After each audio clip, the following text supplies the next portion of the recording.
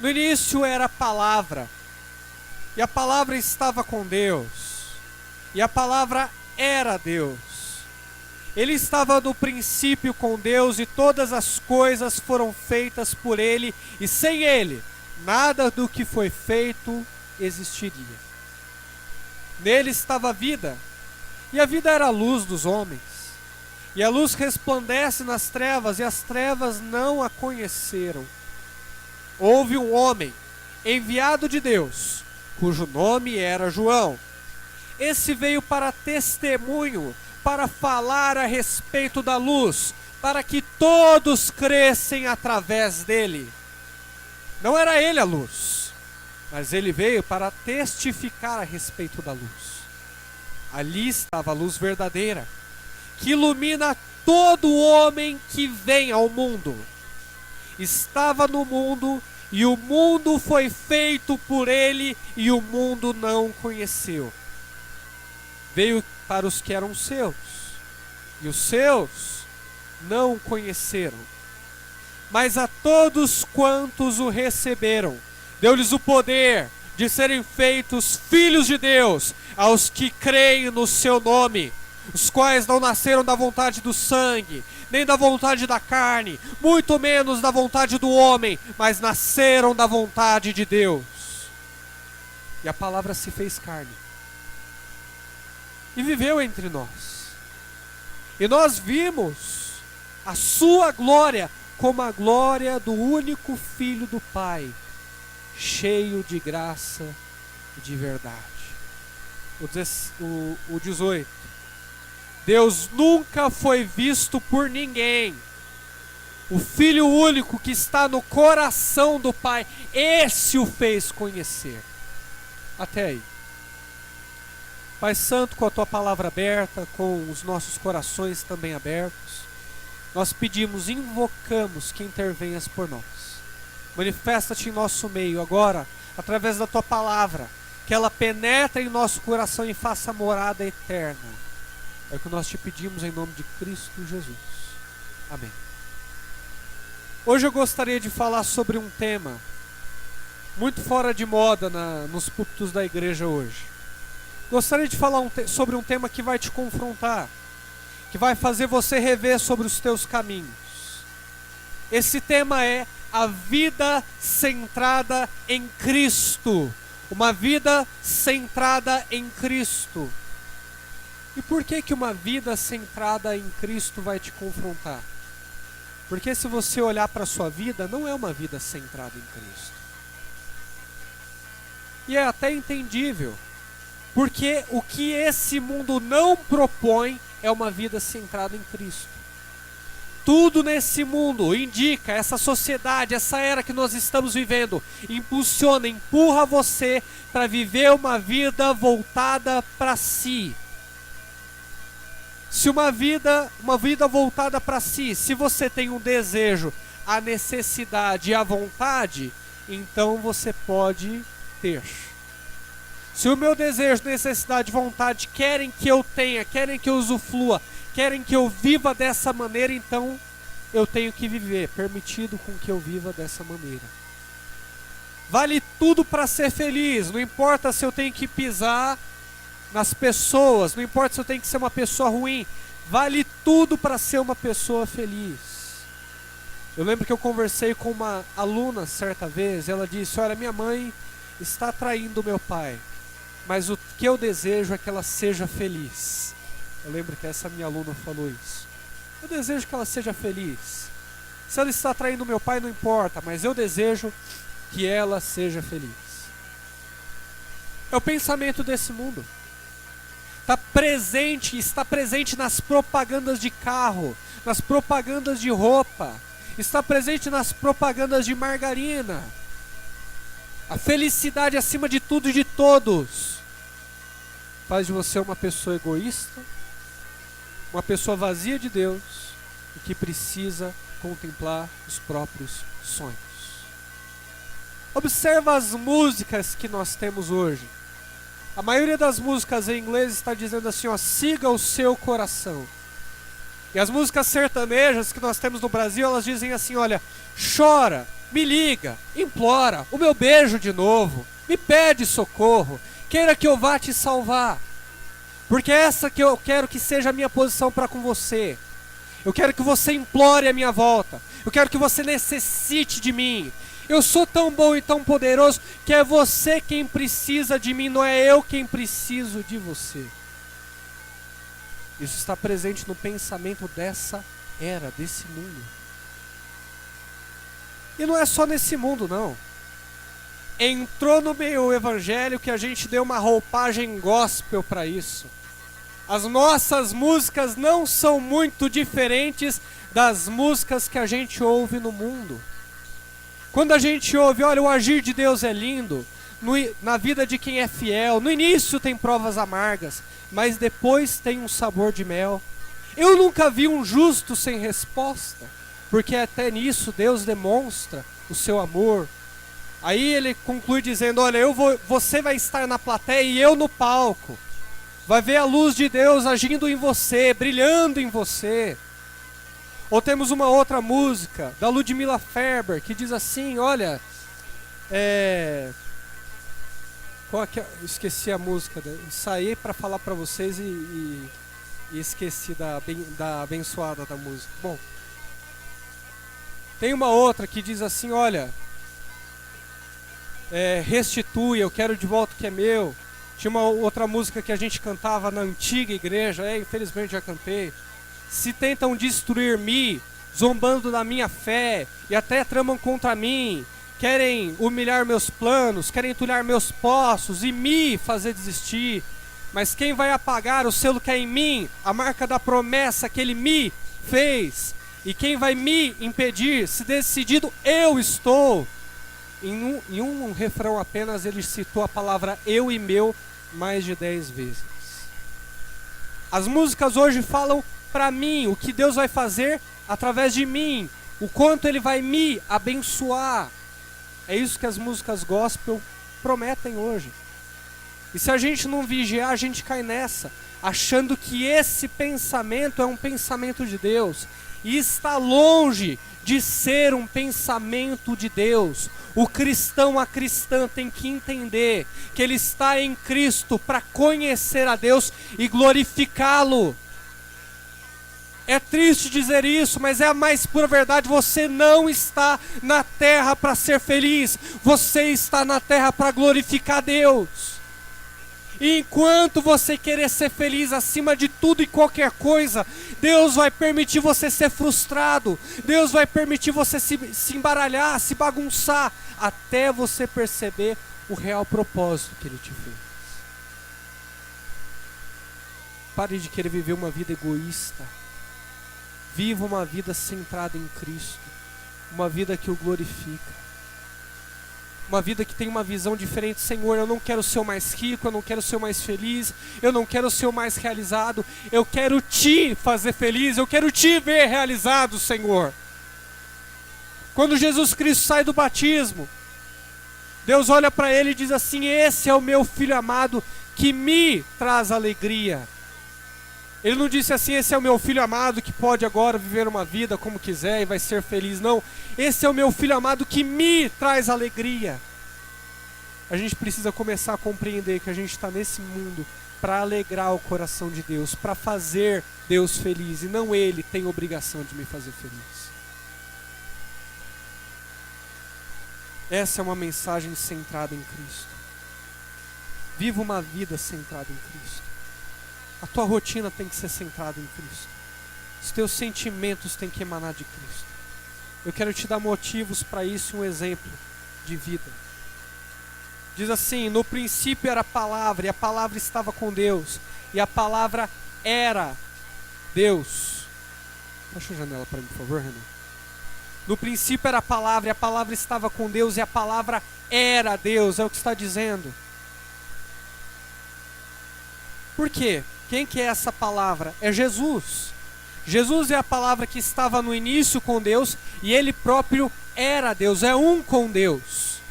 Jesus Cristo veio a esse mundo com uma data, 2016 anos atrás, Ele veio como homem, mas Ele já existia desde a eternidade, porque de eternidade em eternidade, Jesus é Deus. Ele veio para o mundo com uma data de nascimento, mas ele já existia antes da fundação do mundo. Ele sempre existiu.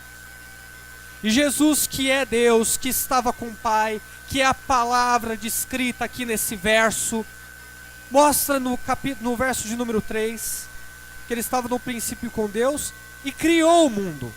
3. Todas as coisas foram feitas por ele, e sem ele, nada do que existe teria sido feito. Quem criou o mundo? Jesus Cristo criou o mundo. Você já parou para pensar nessa realidade? Jesus Cristo criou tudo o que existe. Ele criou os animais, ele criou a diversidade mineral, ele criou a diversidade vegetal, as flores, as árvores, as frutas. Ele criou tudo, tudo pertence a ele, foi ele quem fez. E verdade seja dita, ele caprichou, né? Quando a gente vai naquele tulipário, quando a gente vai naquelas floriculturas e nós vemos a diversidade do que Deus criou, nós damos glórias a Deus. Quer viver uma vida centrada em Cristo? Para de falar para o teu filho, olha que flor bonita. Começa a dizer assim para ele, olha que flor bonita que Deus criou. Olha como Deus é criativo. Eu gosto de pregar Jesus assim, quando eu vejo algum artista, quando eu vejo alguém desenhando, escrevendo, eu costumo dizer, tá vendo essa criatividade que você tem? Você só tem essa criatividade porque Deus é também criativo. Isso que você tem é um lapso, é um rastro da imagem e semelhança que Deus tem em você. Mas você precisa voltar a Cristo Jesus para resgatar toda a imagem e semelhança de Deus. Que maravilha seria se a gente não chegasse para as pessoas e começar a mostrar para elas o que Deus as entregou pela sua graça e pela sua vontade, né? Começar a ensinar para os nossos filhos, olha o leão, olha como ele é forte, olha como ele ruge. Foi Deus quem o criou para a sua honra e para a sua glória. Foi Deus quem o criou, e de verdade, meu filho, Deus é muito mais feroz e violento do que um leão. Com Deus não se brinca. Que bom seria se a gente começasse a viver uma vida centrada em Cristo. Tem um discípulo meu que teve uma oportunidade única. Ele foi no trabalhar, e nesse trabalho ele começou a andar de barco e viu lá o encontro do Rio Negro e Solimões. E vendo aquele encontro do Rio Negro e Solimões, ele, recém-convertido, começou a cantar que Deus criou o universo, que Deus criou todas as coisas. E foi tocado por aquele encontro de águas, percebendo que a glória de Deus estava ali. Viver uma vida centrada em Cristo. Olhar para o mundo ao nosso redor e perceber que todas as coisas foram criadas por Ele, para a sua honra e para a sua glória. Deus criou tudo isso para se alegrar com a obra da sua criação. Ele criou toda a diversidade da natureza, como a gente reconhece e admira, para perceber, se alegrar e dizer, olha, isso é bom, isso me faz feliz, isso me deixa realizado. Olha que obra maravilhosa que eu criei, de modo que todo o universo rende glórias, graças e homenagem àquele que vive. A palavra de Deus diz em um salmo que Deus sustenta todas as coisas pela palavra do seu poder. Deus não só criou as coisas, Ele sustenta elas pela palavra do seu poder. A terra está aqui inerte, girando ao redor do sol, como a gente sabe, porque Deus disse haja, porque Deus disse faça, porque se Deus, Jesus Cristo, não tivesse dito, isso nunca aconteceria. Deus falou assim, haja, que seja assim, e tudo foi feito e sustentado. E Deus olha para a obra da sua criação, e Ele diz, que maravilha. Infelizmente essa história também tem continuidade, não muito feliz. Deus cria o homem, Deus cria a mulher, a sua imagem, a sua semelhança, sem pecado, sem impureza, totalmente perfeitos, como Deus é perfeito. E Ele diz assim, olha, de todas as árvores que tem, vocês podem comer, só não coma essa, a árvore do conhecimento do bem e do mal. Como a gente sabe, Adão e Eva comeram do fruto proibido e caíram e pecaram e se distanciaram de Deus. Mas Deus olhou para tudo aquilo e ele não levou em conta as afrontas e os crimes que os homens fizeram, que os homens estavam pecando. E ele decide enviar o seu único filho, Jesus Cristo, que habita com ele desde a criação do mundo, a palavra, Deus. Ele se faz carne e se revela aos homens, ele vem à terra que ele criou para sua honra e para sua glória, para dizer, olha que maravilha que isso me rende adoração. Ele vem até a terra, e ele começa a pregar a palavra, ele começa a fazer milagres, prodígios, maravilhas. Ele morre por toda a humanidade. E Jesus Cristo vem com a seguinte mensagem: venham até mim, todos vocês que estão cansados e sobrecarregados, porque eu vos aliviarei. E a palavra nos diz nesse texto que aconteceu. Jesus sendo a luz. Olha o 4. Nele estava a vida. Jesus é a vida verdadeira. E a vida era a luz dos homens, a esperança, a única alternativa que os homens tinham para se reaproximar de Deus. A vida eterna em Cristo Jesus. Jesus brilha no meio das trevas, brilha no meio do pecado dos homens, é o que diz o 5. Mas as trevas não a compreenderam.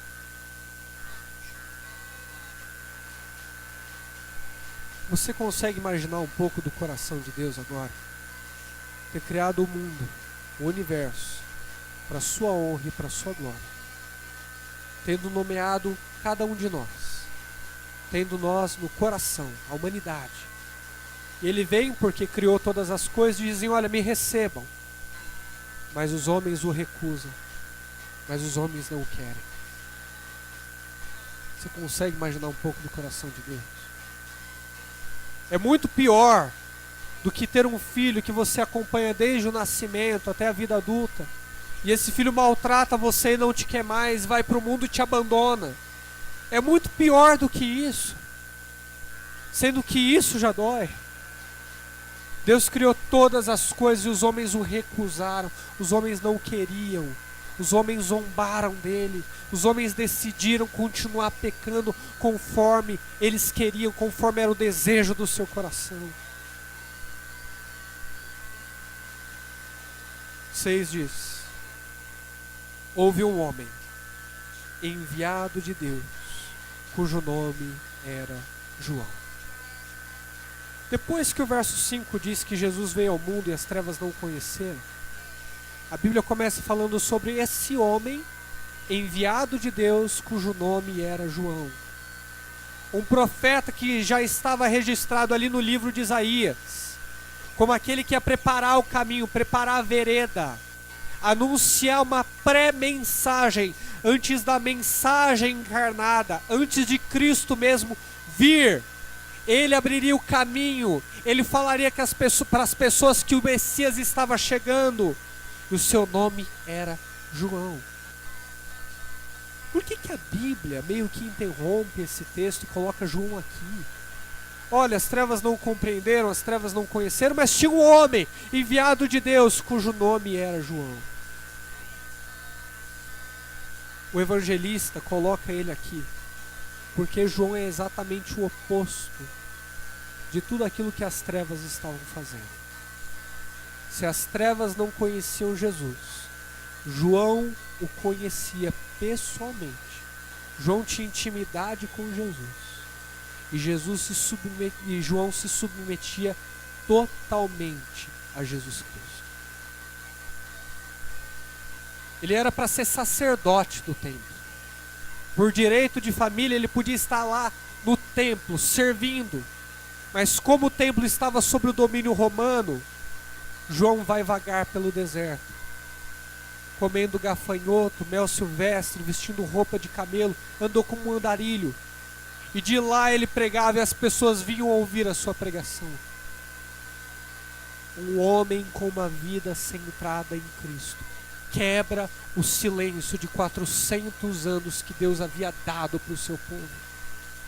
Um homem com um coração totalmente voltado para Jesus. Um homem que recebeu a mensagem e deixou ser consumido por ela, ser dominado por ela, ser dirigido por ela. João era um homem sem vontade, João não casou. João era um homem que não tinha ambições, ele não tinha casa. João era um homem que se contentava com pouco, ele comia gafanhoto e mel silvestre. Tudo isso porque ele tinha uma vida centrada em Cristo Jesus.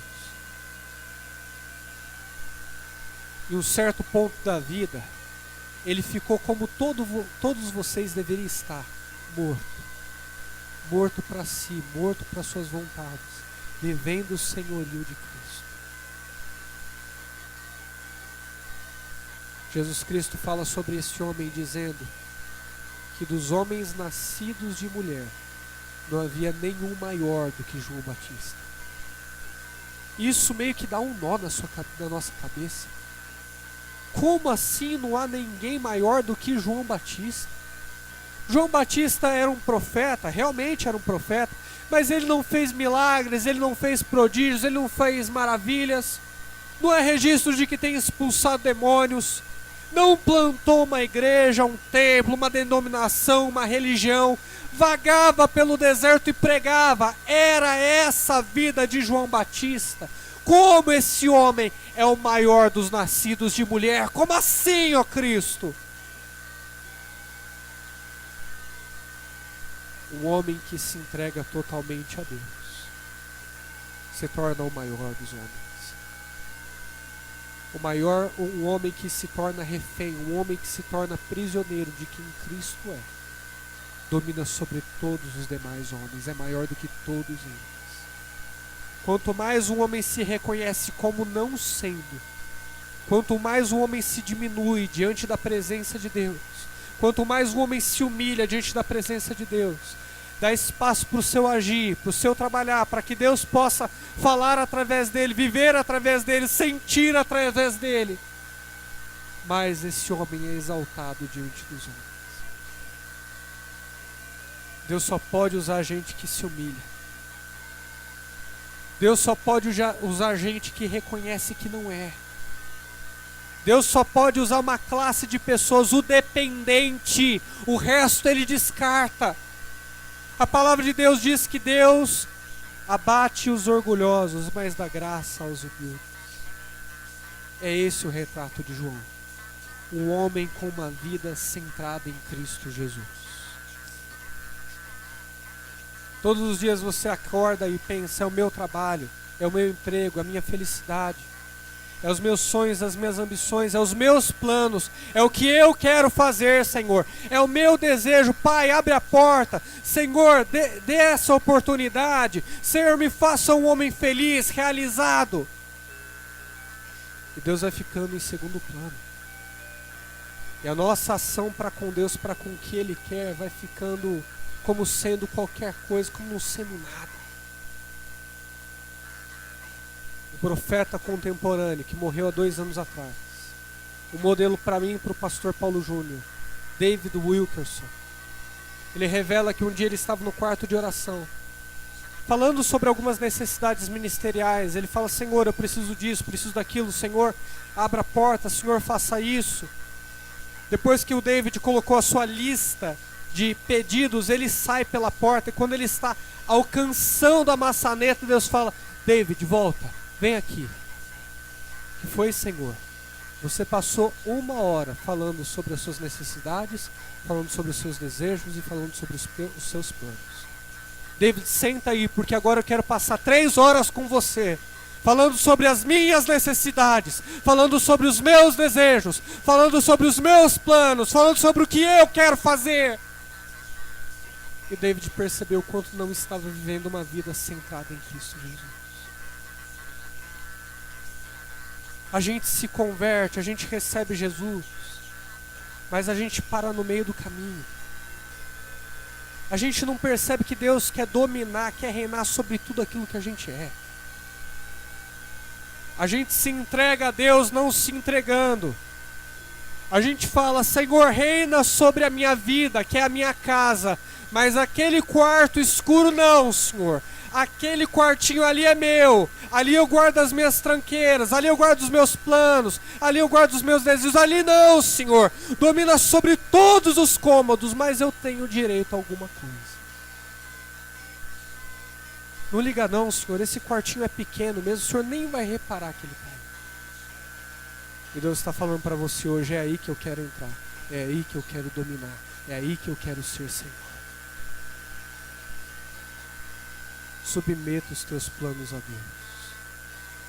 Aquele provérbio deveria ser mais usado. A gente gosta do Salmo de número 37, que a gente usa fora do contexto. Confia no Senhor, espera e o mais Ele fará. A gente gosta desse salmo.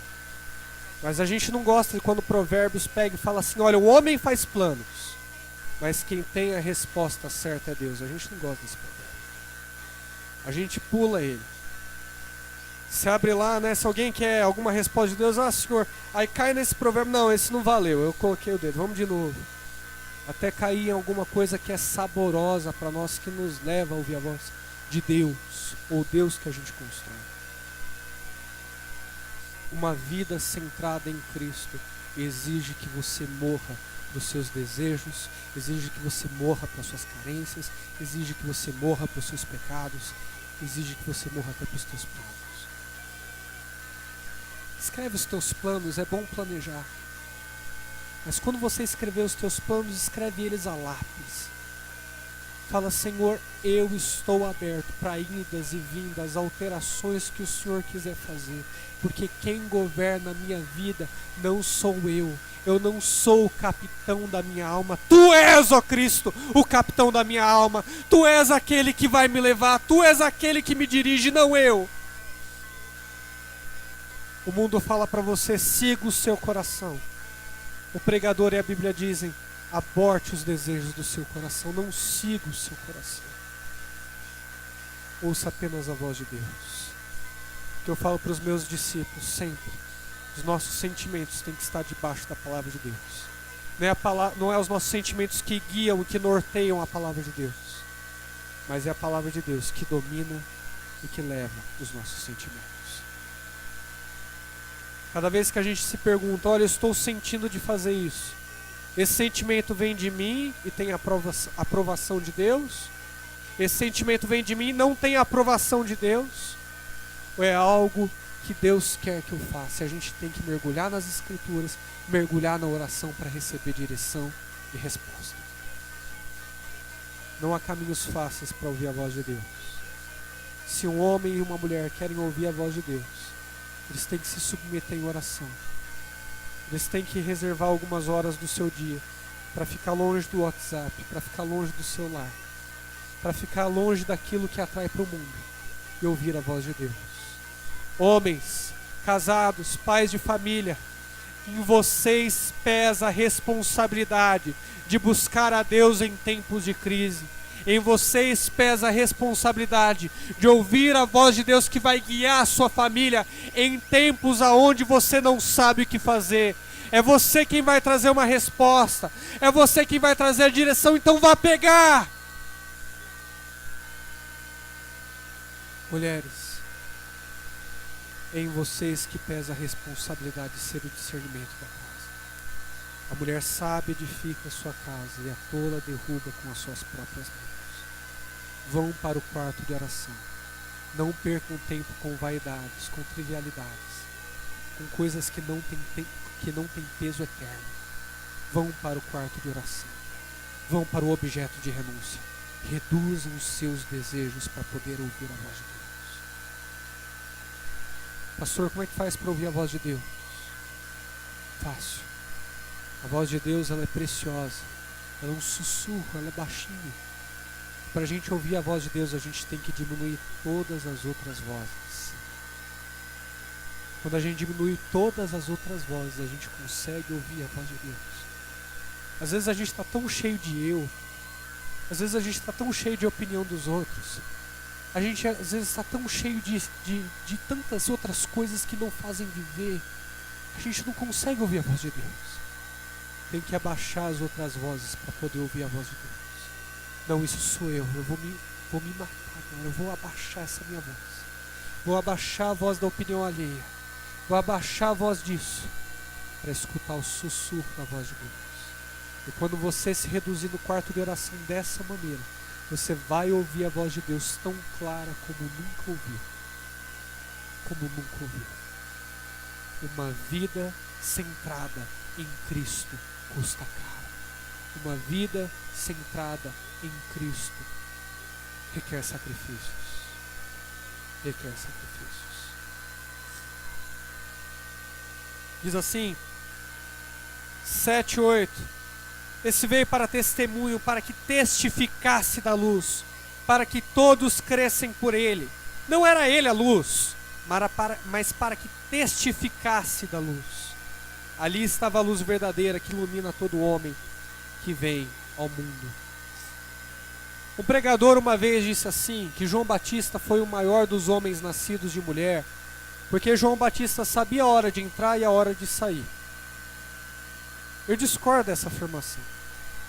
Eu acho que João Batista foi o maior dos homens nascidos de mulher, porque ele percebeu que nunca era a hora dele entrar, que era sempre a hora dele sair. Ele estava sempre se reduzindo, sempre se humilhando e sempre apontando para a pessoa certa. Não era nada sobre João Batista, não era nada a respeito dele. Era tudo sobre Cristo. Era tudo sobre quem ele era. Ele estava ali para apontar o caminho. De modo que quando as pessoas chegavam para ouvir a mensagem dele, um certo grupo de religiosos chegou e disse assim: ô João Batista, quem és tu para que a gente volte e dê notícia aos nossos mestres? É tu o Messias, o Cristo? Aí João Batista: não sou. És tu Elias? Também não sou. E ele foi negando e negando, ele não queria falar dele, não era o objetivo dele falar dele. Não era o objetivo dele chamar atenção para ele. Ele só negava: não sou, não é a minha identidade. Mas como as pessoas insistiram muito, perguntando quem ele era, ele finalmente diz. Ele diz assim: eu sou só um homem que abre caminho.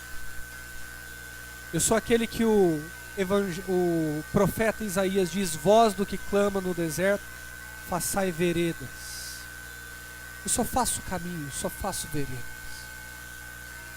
Quando ele usa essa palavra no original, era usado por um grupo de servos que iam adiante da coroa real, que iam adiante da comissão dos reis, para abrir caminhos na estrada para que os reis pudessem passar. Essa gente costumava passar privação por muitos dias, porque não era fácil abrir caminho floresta dentro, com tantos desafios e percalços. E eram servos que não eram honrados, não eram servos de muito valor, eram servos desprezados. Em outras palavras, João Batista estava dizendo isso: olha, eu sou só uma pessoa, um servo que abre caminho para o verdadeiro rei. Não olham para mim que estou indo à frente. Ele podia ter usado esse argumento, né? Não podia? Olha, eu estou vindo na frente dele, eu cheguei primeiro, eu sou antes dele. Ele diz assim: não, eu estou indo na frente para abrir caminho, mas quem vem atrás de mim é maior do que eu, porque já existe antes da fundação do mundo. Ele já existe antes do que eu. Eu posso até estar vindo na frente, eu posso até chegar primeiro, mas ele existe antes da fundação do mundo. Escutem ele, olhem para ele. Eu não sou digno de desabotoar o cadarço do tênis dele. É ele que vocês têm que olhar. Ele atraía atenção para Cristo. Uma vida centrada em Cristo não atrai atenção para si. Uma vida centrada em Cristo atrai atenção para Cristo, atrai atenção para quem ele é. João Batista vai se reduzindo. Ele não se cansa de se reduzir. Ele não se cansa de apontar para as pessoas o caminho de Jesus. Nosso problema, o que nos impede de Deus nos usar muitas vezes, é que a gente enxuga as lágrimas daquela pessoa que está no nosso ambiente de trabalho. É que a gente dá o conselho na hora certa para a pessoa que está na escola, no nosso ambiente acadêmico, onde a gente estuda. E a gente acha que é a gente. E a pessoa fala: ai, obrigado, só você para me escutar. Puxa vida, se não fosse você. Aí você, com aquela falsa humildade: para você ver, né? Tem muita gente ruim nesse mundo e tal. E aquilo vai inflando o teu ego de uma maneira. Você já se acha super espiritual. Já chega e fala, nossa, pastor, essa semana eu dei uma palavra. Meu Deus do céu, glorificado seja pela misericórdia, né, pastor? Pela misericórdia, mas dei uma palavra. Nossa, eu não sei de onde vem aquilo. Eu falei a palavra certa. E aquela pessoa vai conhecer Jesus pela minha vida. Aí Deus olha e fala, como é que eu posso usar alguém assim? Alguém que não permite o meu atuar na vida dela. Alguém que quando recebe elogios não diz assim, olha, glória a Deus. Glória a Deus, eu estou aqui te ajudando. Glória a Deus por isso. Glória a Deus pela oportunidade. Não é isso que a gente faz. A gente atrai atenção para nós. Não, sabe por que eu estou te ajudando? Porque eu sou um cristão. Sabe por que eu estou te ajudando? Porque Deus me ensinou a ser bom. É porque eu sou sensível ao seu problema. Vem comigo porque aqui Deus tem me dado poder. A gente gosta de atrair atenção para nós. Ah, pastor, mas Jesus falou que a gente é a luz do mundo. Pois é. Mas quando a gente tem uma vela no lugar escuro, não é para ter uma vela. Não é pra gente falar, olha que legal uma vela, olha que legal. Tem gente que gosta de brincar com a vela, né? Passar por cima do dedo, a mão. Mas não é para isso que a vela serve. A vela serve para apontar para outras coisas que são mais importantes do que ela mesma. Ela é só uma luz. Ela só ilumina o que interessa. Ela só nos ajuda a achar o que é útil. É esse o sentido de luz do mundo que Deus quer que você tenha. Aponte para a pessoa certa, aponte para a cruz. É tudo sobre Ele, não é nada sobre você. Nós estamos andando por esse mundo para atrair atenção para Ele, para atrair glória para Ele, para falar dEle e não de nós mesmos, irmãos. E não de nós mesmos. O 11 fala que Jesus veio para o que era seu e os seus não o receberam. O povo judeu desprezou Cristo, desprezou Jesus. 12, mas a todos quantos o receberam, deu-lhes o poder de serem feitos filhos de Deus, aos que creem no seu nome, os quais não nasceram do sangue, nem da vontade na carne, nem da vontade do homem, mas da vontade de Deus. Você que está me escutando essa noite, eu quero te dar uma única esperança, Jesus. A esperança de uma vida não está no pastor Paulo Júnior. A esperança de uma vida não está no pastor Ivan.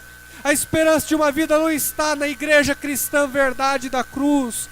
A esperança de uma vida não está em ser evangélico, nem de ser batizado. A esperança de uma vida está reservada em Cristo Jesus. Ele é o sacrifício perfeito. Foi Ele quem Deus deu para morrer no seu lugar. E se você o receber, você tem o direito de se tornar um filho de Deus, filha de Deus. Cristo tem essa glória, Cristo tem essa magnitude.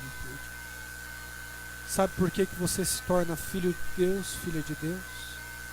Para trazer glória para Cristo. E cada vez que você segue com a sua identidade de filho, com a sua identidade de filha, abundando em frutos, demonstrando paciência, demonstrando bondade por esse mundo, mais Cristo é glorificado. Quanto mais você se separa, quanto mais você se humilha diante de Deus, mais Cristo é glorificado. João Batista,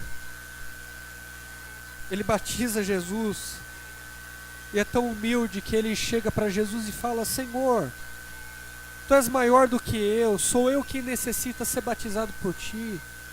E o Senhor quer que eu te batize? Eu não vou te batizar não, Senhor. Jesus tem que virar para ele, dar um chacoalhão e falar assim: olha, tudo bem, querido, você já é humilde o suficiente. Mas tem que ser assim para que se cumpra a Escritura. Você tem que me batizar para começar o meu ministério. João Batista, com toda a humildade, vai lá e batiza Jesus Cristo. Quando ele batiza Jesus Cristo e o Nazareno sai da água, andando, cumprindo a comissão, a missão que Deus lhe deu, João Batista não chega para os seus discípulos e fala assim: tá vendo? É o Messias. Batizei, hein?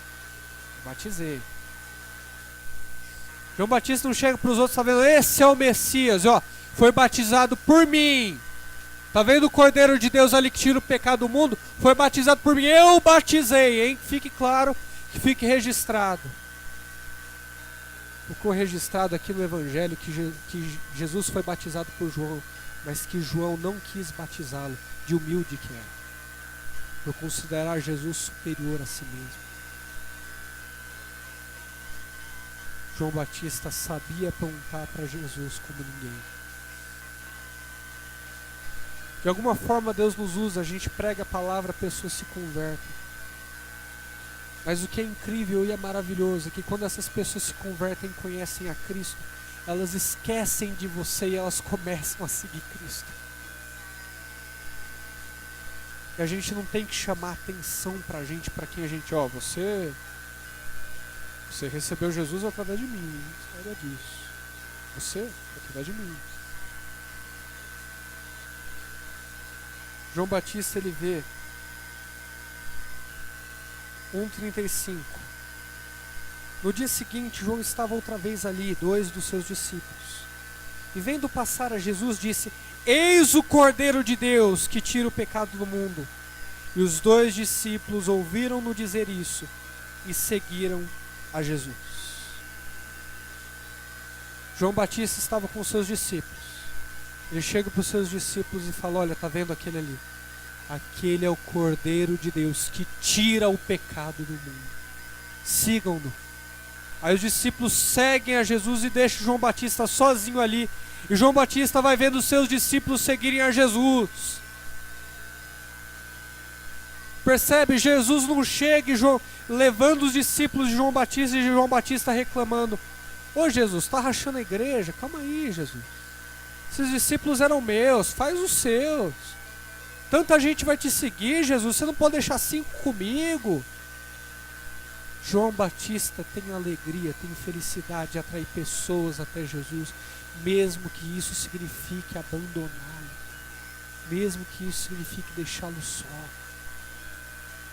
Se outras pessoas se convertem a Cristo através da sua vida, e amanhã dão mais fruto do que você está dando, e amanhã tem uma intimidade maior com Deus do que você tem, e amanhã conhecem a palavra mais do que você conhece, que isso seja motivo de alegria para você.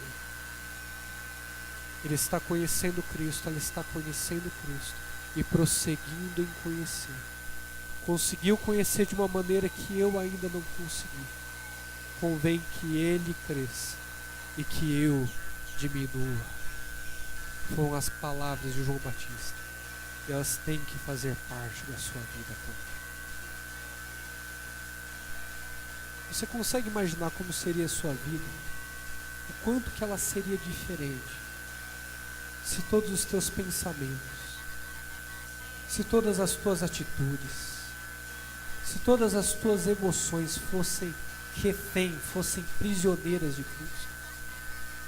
Eu senti isso, Senhor, é procedente teu. O Senhor quer que eu sinta. Me ajuda, Senhor Deus, a sentir da maneira que o Senhor quer que eu sinta. Senhor Deus, eu estou pensando. Esse pensamento é teu, esse pensamento é refém seu, Senhor. É isso que o Senhor quer que eu faça. É um pensamento pecaminoso, me ajuda a lidar com ele, Senhor. Atitudes.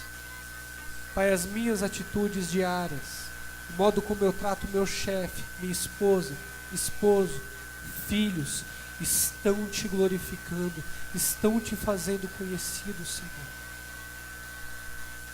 Se você não tem uma vida centrada em Cristo Jesus, não vale a pena ter uma vida.